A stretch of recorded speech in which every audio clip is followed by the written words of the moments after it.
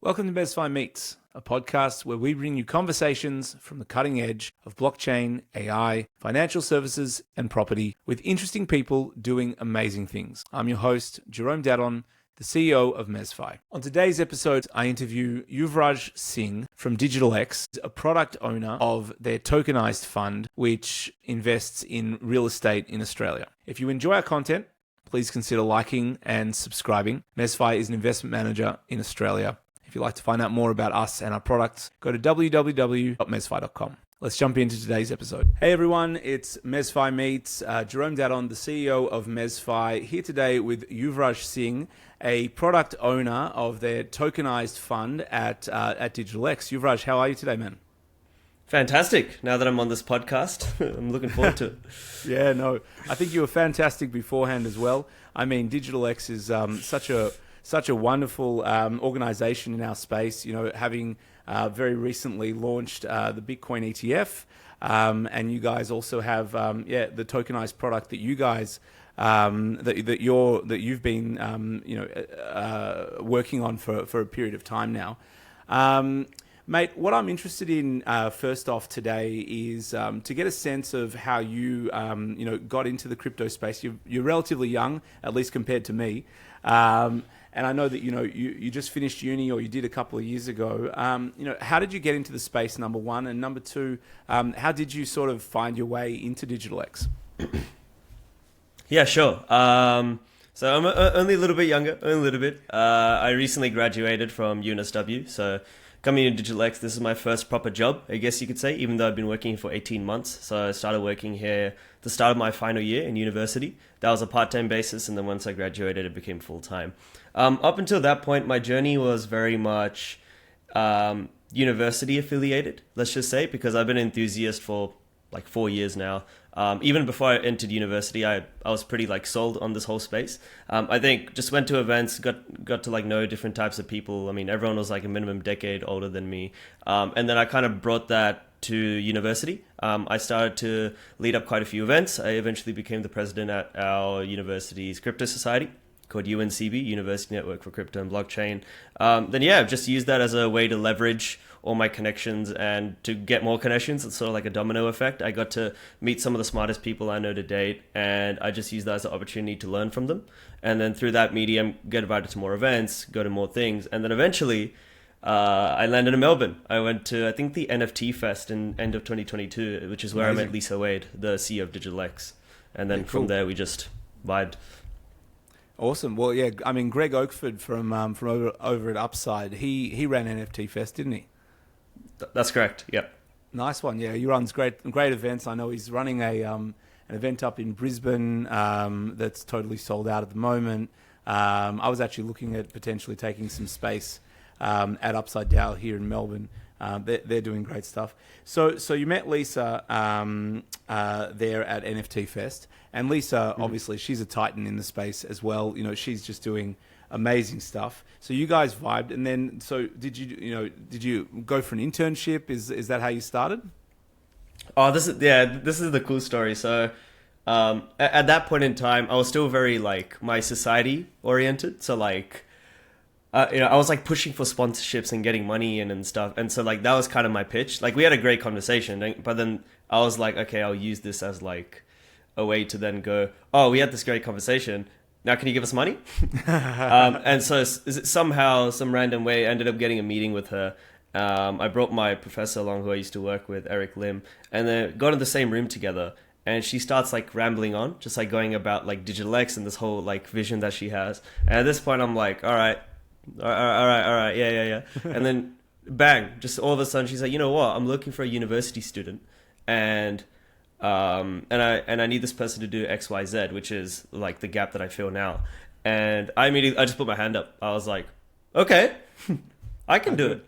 And she was like, okay, cool. And then went in for the strategy day, and it was kind of like a trial. I just maxed out whatever I knew at the time. And then from then she's like, okay, you can start working for us part-time and let's see how this goes, and haven't looked back since. Yeah, amazing. So the Tokenized fund then, how many years has the Tokenized fund been up and running for now? Just over a year now. Yeah. Okay, just over a year. And it let me understand a bit more about it. So it's if I understand, it's a tokenized property fund. Is that correct? That's right. That's the first offering, but it is a general reward asset tokenization fund. So we are looking to explore more products. And where are those real estate or where are those properties located? So all around Australia, but as of this very current moment, probably more localized in Sydney. Yeah. Okay. Yeah. Or like cool. the general New South Wales area. Nice. And as I understand it, anyway, you guys run a dual model where you have the tokenized structure and you also have the unit trust structure running side by side.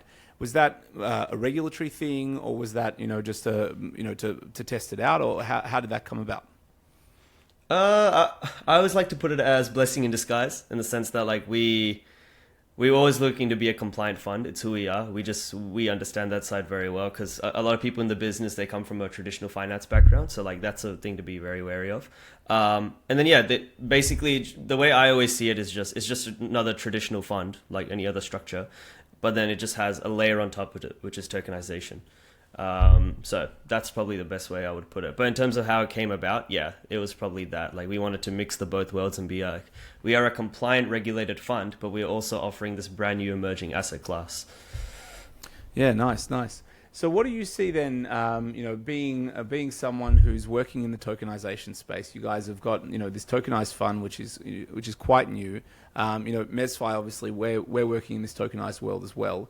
What are some of the trends that you see in tokenization that you feel are, exciting or moving the space forward? I mean, some of the biggest asset managers in the world getting into it. Like that's a very easy cop-out answer, I know, but I think they're the type of people who will end up driving the reputation and like really driving it forward. I think, in fact, a recent report commissioned by OKX, where they talked about institutional rampant demand and like what sort of products these institutions are looking at, crypto ETFs, all that stuff is pretty normalized now. But they also mentioned the idea of tokenization, because those crypto ETFs are a way to warm up to people about digital assets. And then that's a conduit for going to, okay, now there's these tokenized products, which is anything and everything that you can do. And I can get exposure to it, XYZ. This is from a pure institutional standpoint. I think that is going to be really key, because that also means that those really big asset managers give a chance, like small asset managers like us or tokenization protocols, to really get involved in the nitty gritty and play at that level. So I think it's sort of like we're going to have to meet in the middle, but I think it's good. I think it's good competition. Yeah, no, 100%. And what chain is the tokenized fund, the DigitalX tokenized fund, tokenized on? Polygon. Oh, it's Polygon. And was that that's a gas fee decision, I imagine? Yeah. You can't. Yeah, of course. I mean, I was a bit advocate about Ethereum, but like you don't want to spend like $10 or like $50 in minting like one single property like rent. Not worth it. Polygon's great. Yeah, that makes sense. I mean, ETH is now, there's a historically low gas fees. Obviously, that may not last forever. I mean, I think I transferred on my MetaMask the other day, some money or some USDC or some ETH. I think it was like 10 cents or it was like 20 cents, which is just unheard of. Wow. I think, a year ago, it was costing me $1 minimum, maybe $1.50, and to mint an NFT was like $10, like you're saying. But ever since, I mean, I think they said this, where it was the merge and staking was supposed to really bring down the gas fees. It didn't actually happen at the beginning, did it? It was actually quite high, but now it seems like things have actually calmed down a bit, which is really good.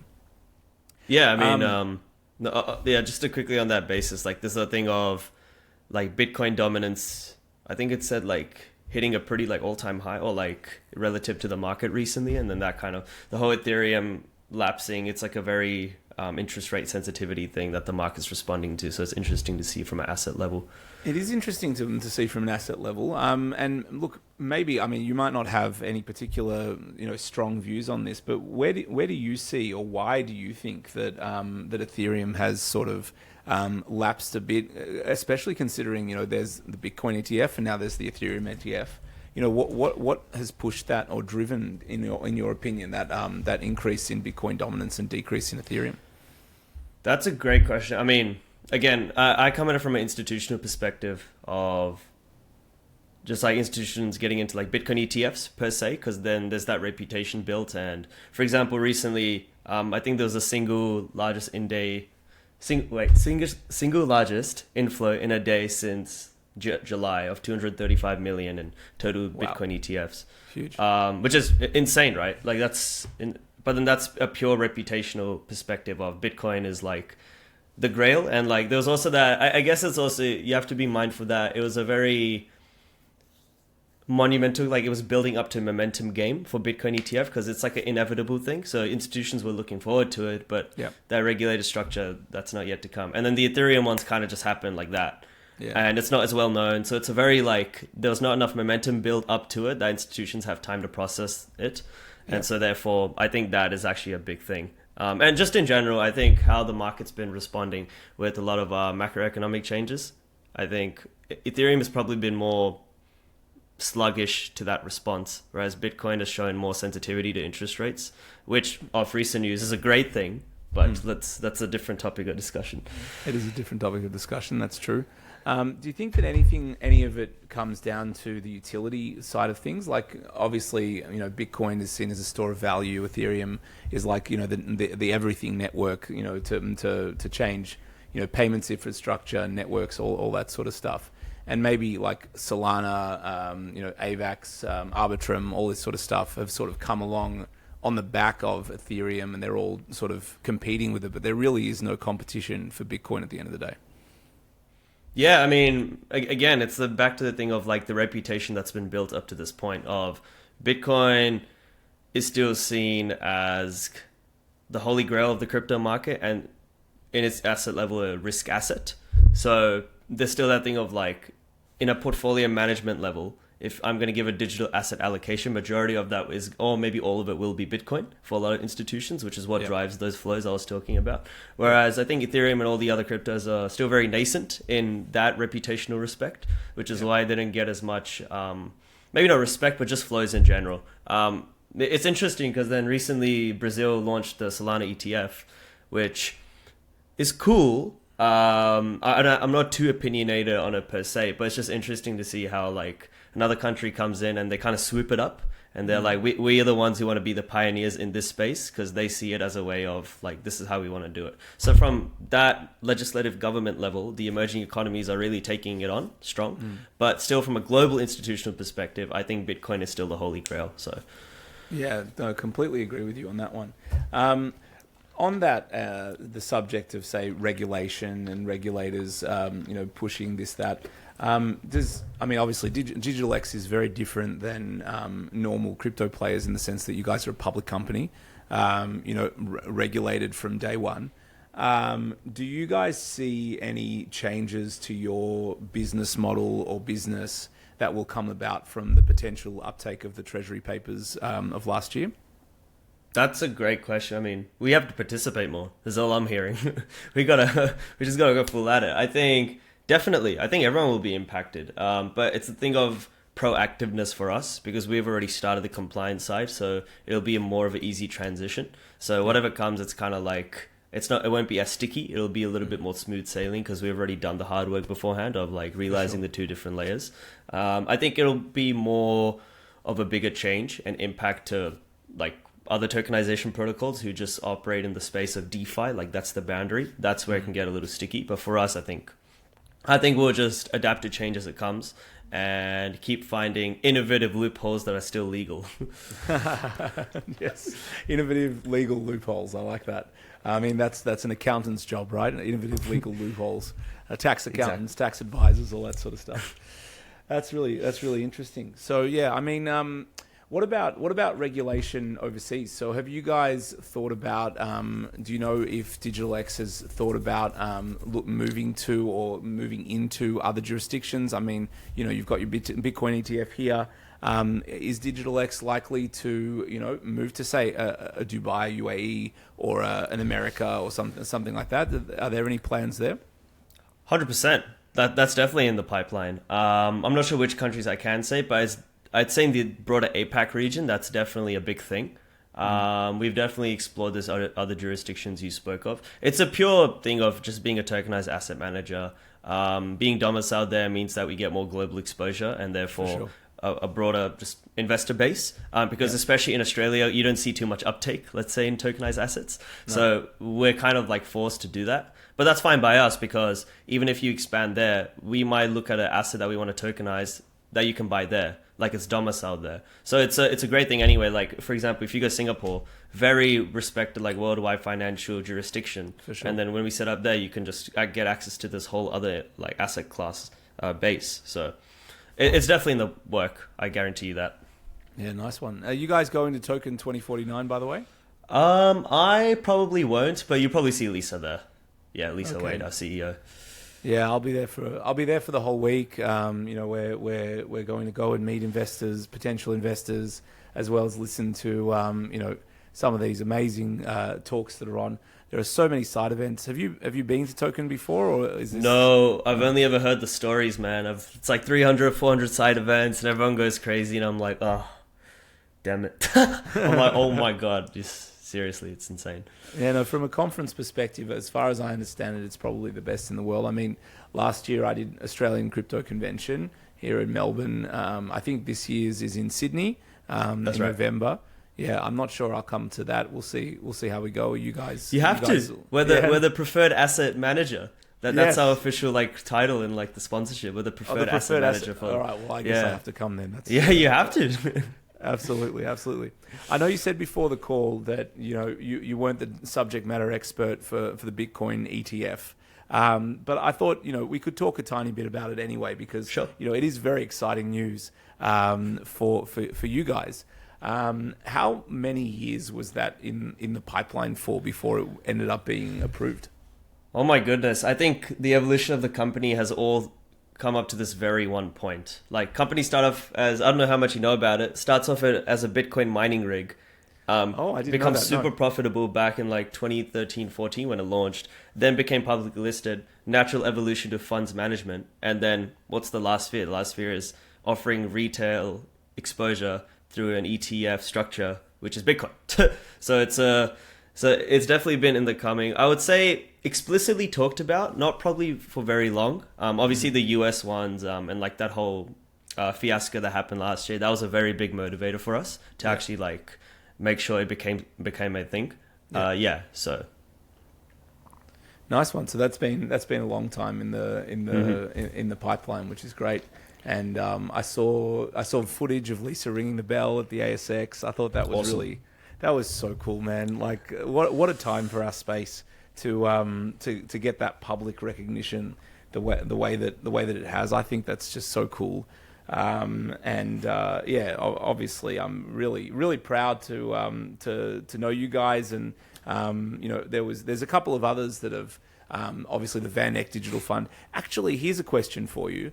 I'm not sure. I don't want to be too controversial. I'm sometimes controversial, but I don't want to be too controversial. I know that Monochrome and Jeff Yu likes to post on LinkedIn about how Van Eck isn't a real Bitcoin ETF because it's actually just owns units in an underlying wholesale fund, and that underlying wholesale fund owns Bitcoin. So the question I guess I have is, does the DigitalX ETF actually hold physical Bitcoin? Or is it just a fund of funds?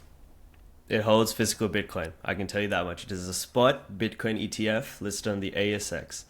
That much I can tell you. Yep. All right, good. Well, Jeff, if you're listening, which I don't think you would be, but maybe you are, don't worry about Van Eck. Just focus on DigitalX and the great job that they're doing instead. Great. I can't wait to look at the Twitter feed now. Oh, here we go. So yeah. Oh, hilarious. All right, good. So what about other plans for tokenization then? I mean, like you said, it's, the tokenized fund, real estate's just the beginning.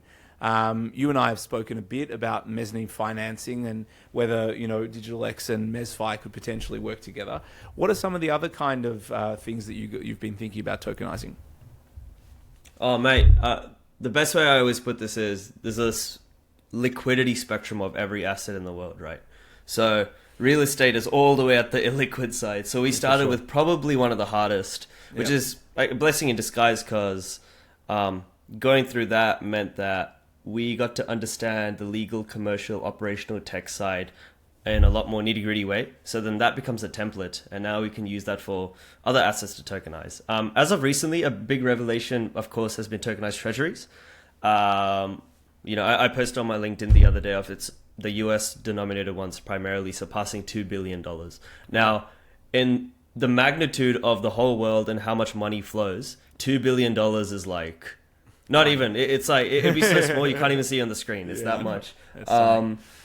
But it's still progress. It's still the advancement of, and it's kind of like going back to my original point of big asset managers getting into it and providing their reputation and letting the big institutions get in, which then provides a domino effect. Look, in terms of that, I think we're just going to be sticking within that spectrum. Liquid assets, illiquid assets, could be commodities like private debt, private equity. There's a bunch of stuff. We also offer tokenization as a service. So if an institution were to come in or they're really curious to look to tokenize something or be involved, then that's something that we provide as well. So it could be anything. I've seen like tokenized diamonds. Someone tokenized a church the other day. So it's very open. Yeah. Have you seen one of the big news items? I think I've talked about it already on the podcast, but worth talking about it again. Is the DMV in California? Tokenizing everything on Arbitrum. I thought that was amazing, like so good for the space, and something that we don't see in the mainstream media at all. Yeah, exactly. I think it was Avalanche, I think. Oh, was it Avalanche? Sorry, not Arbitrum. Yeah, I think so. Avalanche, So they just what's it called? Registered all the card titles. I think 42 million worth. 42 million.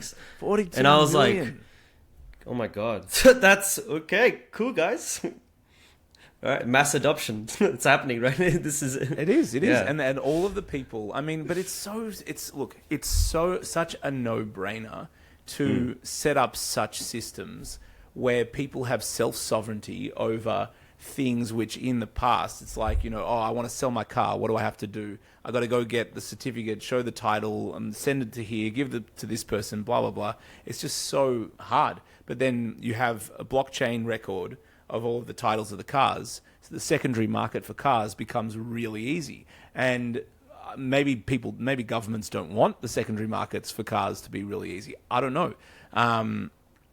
Certainly there are certain things like, real estate, for instance, that, I think would do really well from tokenized, more little different things about tokenization. I've spoken about this before again. Like if you can tokenize documents, if you can tokenize, titles of houses, you can increase the speed of settlement of houses immensely, ridiculously, from 30 days to 60 days to like a day or whatever. But there is always there's always that sticking point where you go, okay, that's great and it's really valuable in terms of saving time.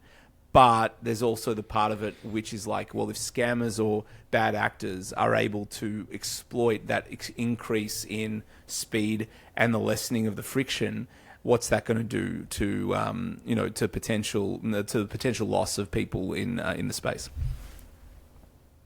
Yeah, I mean that's it's always an interesting factor, right? Like, I think that balance. So you're basically asking like the security of the protocol. Is that what you're asking me? Like, exactly. Like how do you sort of balance it out? Yeah, how do you balance it out?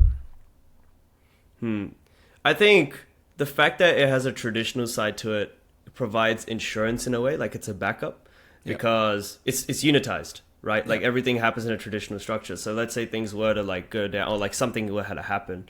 There's still that backup, which is technically the official requirement. Exactly. You don't like lose your money. It's just an on-chain representation of your underlying holdings.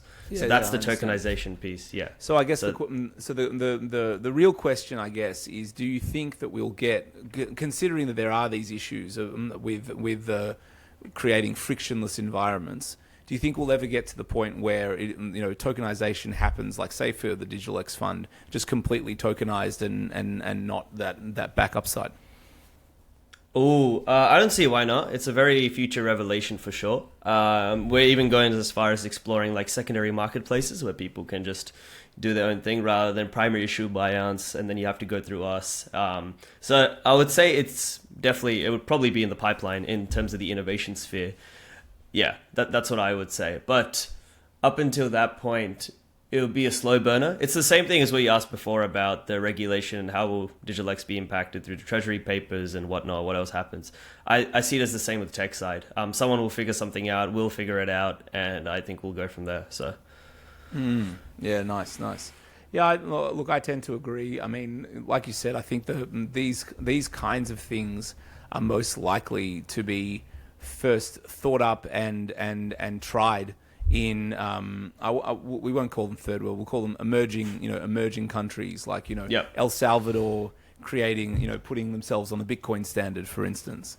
I think we're most likely to find something like this. Although that DMV thing happening in California, like that's out of the box for a country like America to have such an adoption of such technology. It's crazy.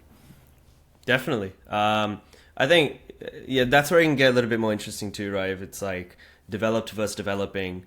And again, that influences the uptake of it, right? Because then you get into the broader conversation of the two ways I like to split the conversation tokenization is the flow of money, yep, and the movement of assets. So it's a very more so actually movement of money and flow of assets. Actually, that's a better way to put it, I would say. In the sense that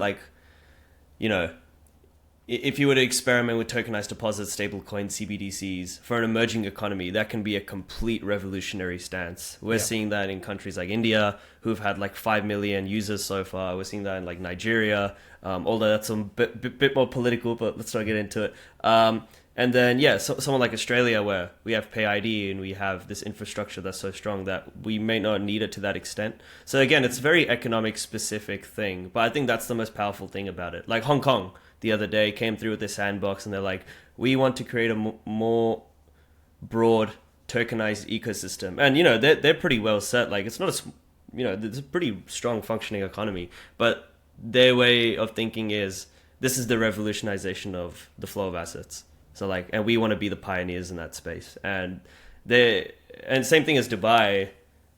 It's all these economies are now trying to be the spearheaders of that, because if they become the domicile range for that, then they're going to get a bunch of brain gain and people coming in and spending money and business. So they sort of see it's gone so far that they actually see it as part of a critical strategy, as part of their 50-year plan or 20-year plan for their economy. So that's amazing. That's it's great to see all of that innovation. I love it. So then from a tokenization perspective, what do you see as the we won't restrict you to a number, but what do you see as the top benefits of tokenization as opposed to the traditional way of moving assets and money around? For anyone here who's listening who doesn't know what tokenization is or why they should care about it, I guess. Sure. I guess a recent slogan, I don't know, I can't say if this is per se mine, but a way that I like thinking about tokenization is it's a digitized form of, or it's a new digitized way of creating ETFs. And I'll explain why a little. So to tokenize something is to digitize it, and that's mostly physical assets, right? That's cool. So I could tokenize a building, my phone, the speaker, a mic, anything. When you tokenize that, okay, it becomes a token form, right? But then now that you tokenize something else, you can sort of link them together, and you can put another token in, and another token in, another token in. So then you have this culmination, this portfolio of tokenized assets, which is described as a portfolio. And that's the same concept as an ETF, which is it's an underlying basket of certain assets in the similar field, I guess you could say. So that's the way for me, that's the top benefit, in the sense that you don't have to go through that structure. You can just you could just, I don't disagree, you can just go through a traditional structure, create an ETF and stuff, but you're limited to the amount of assets you can do, because there's that part of it. But in tokenization, it could literally be anything, and that's revolutionary, because if you start to get into fractionalized property, fractionalized commercial real estate and all this other sort of things, then you can create portfolios of previously inaccessible and illiquid assets, and you essentially just create an ETF in the form of tokenized service or product. So for me, that's definitely the number one thing. And I guess what we work to get to in DigitalX, Although I've never really heard anyone like say it like that at the company, so I will just say that's not a company thing. No, It's I like my understand. personal of how I work at the company. But yeah, and then there's just the other ones like transparency. In traditional finance, like yeah, sure they can say that they use the money to garner yield, but in this circumstance, for us, we would provide you the wallet address. You would directly know where your money's flowing to, how it's being used, and that's such a powerful concept in itself, right? Then yeah, I mean, I guess that's how I see it in the primary sense. Yeah, nice. So liquidity then.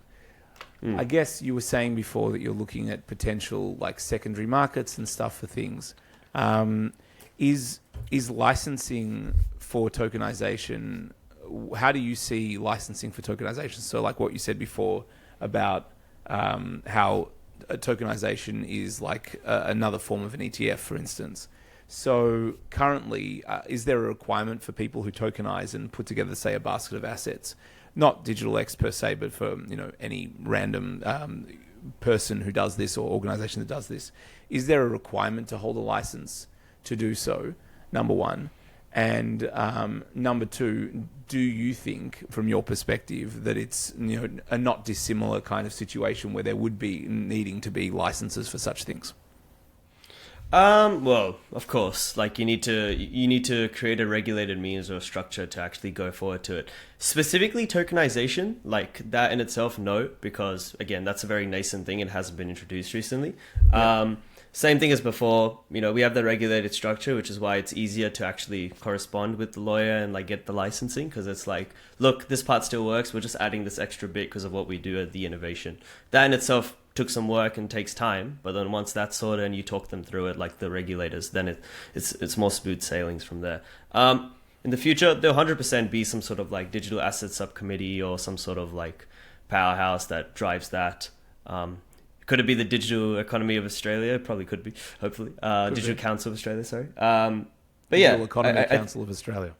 Yeah, it's a very recent rebrand, so I always forget what it's called. DECA, I'll just call it DECA. Yeah. They're still doing the blockies this year. I imagine the DECAs next year would probably be where we're going or something. I'm not sure. Who knows? But yeah, I'd say that in its form for sure. Nice. And so, are you up for nomination for a blockie this year, Yuvraj?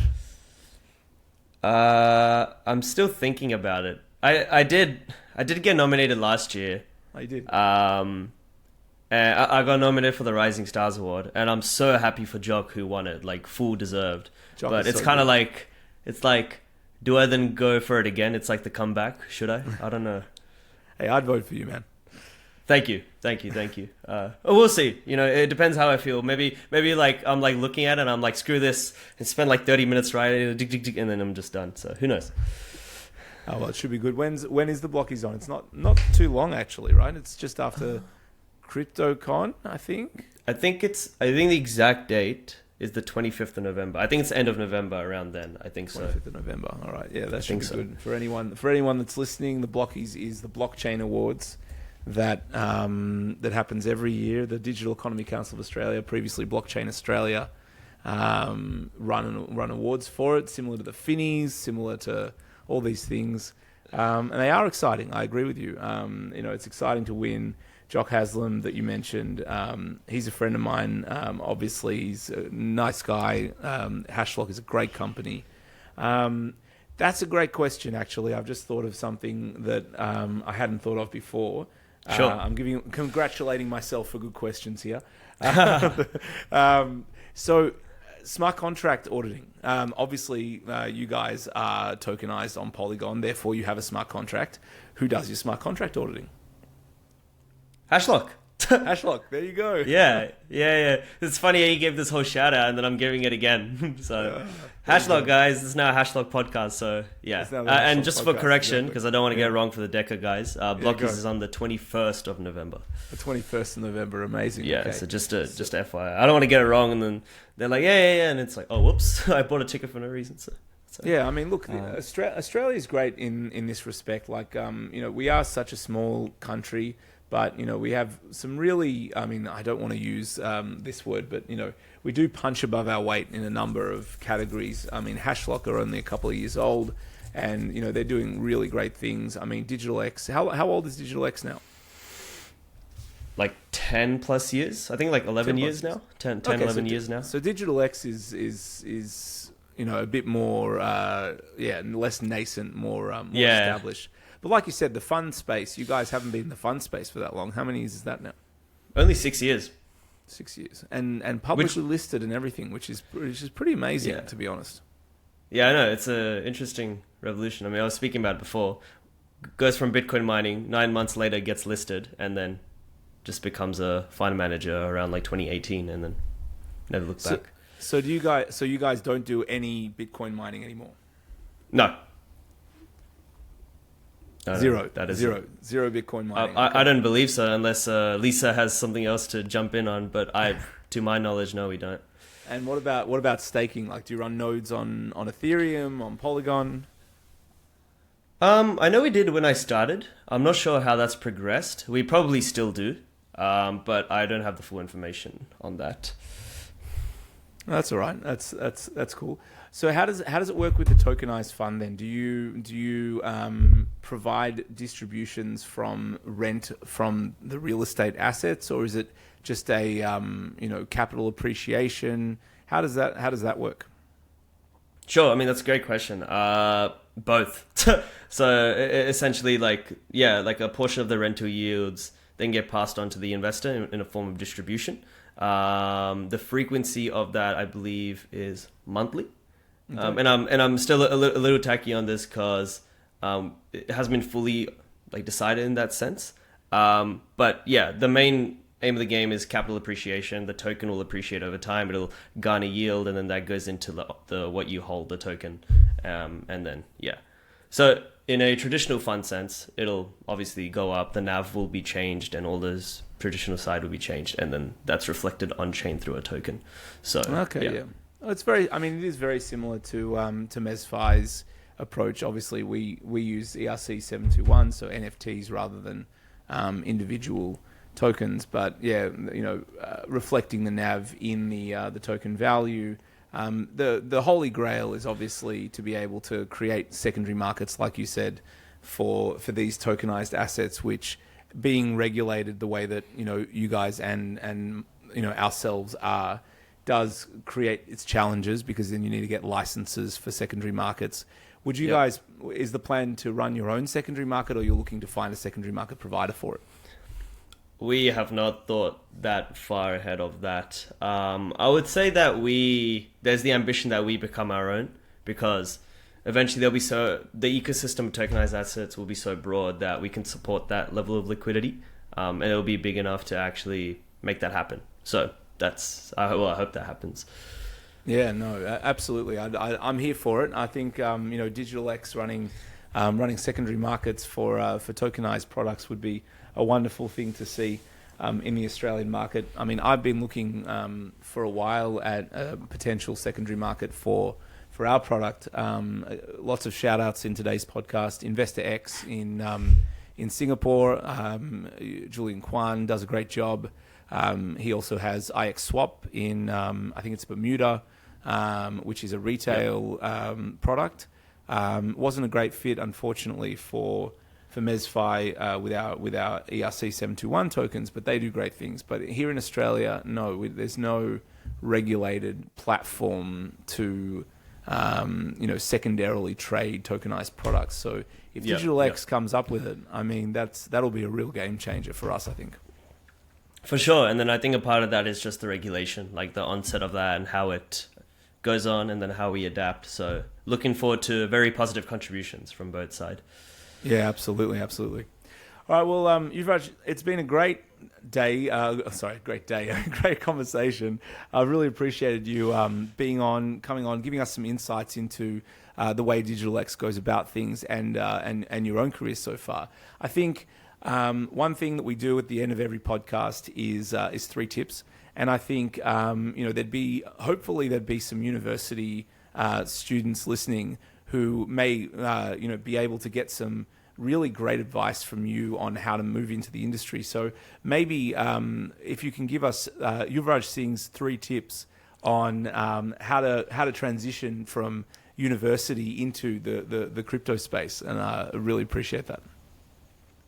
Absolutely. This is always my favorite thing because I love to talk. So first I would say is learn the art of self-branding.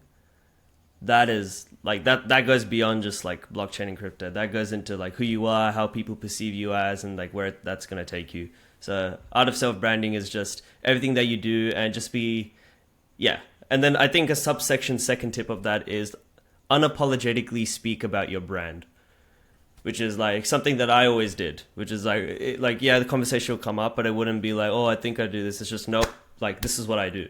And like, it's just being proud of what you do. I think that's like sort of that thing right there. Just unapologetically brand yourself and learn how that works. And then final one is just never stop learning. Like seriously, I think in my experience, like every single morning that I wake up, even weekends, anything, I just 15 minutes I read about tokenized news. And it's gotten me to a point where now I can actually post content on LinkedIn and I don't even have to like look at the article. I just look at the thing and I'm like, I already know what it's going to be talked about. Or in an analytical and insights level, I know exactly how deep to go. When I have conversations with people like these podcasts, I know exactly how to articulate myself. So, and this has been, an aggregate of effort for like 18 months, like literally as soon as I started working. That was my sole goal. And I'm like, look, this is what I like doing and I'm passionate about it. And I'm going to read. Maybe that might not be a formal learning podcast or whatever works for you. And yeah, that's basically it. So just, I guess if I were to sum it up in one go, is just never stop learning. And then as part of that journey, the biggest thing is learn how to self-brand and be unapologetic about it. Amazing, man. All right, well, Yuvi, I have absolutely loved having you on the podcast today. It's been an absolute pleasure. Every time we catch up, I really enjoy it. So, thanks for catching up today. Unfortunately, I don't live in Sydney anymore. I'm in Melbourne, but the next time I'm in Sydney, I will hit you up and we will catch up for a coffee, my man. And 100%, 100%. Thank you. Thank you. All right, have a great day. Thanks for watching. If you want to find out more about MezFi, go to www.mezfi.com. Follow us on X, YouTube, LinkedIn, Instagram, and Facebook. You can see our shorts there, and look forward to the next conversation, and see you then.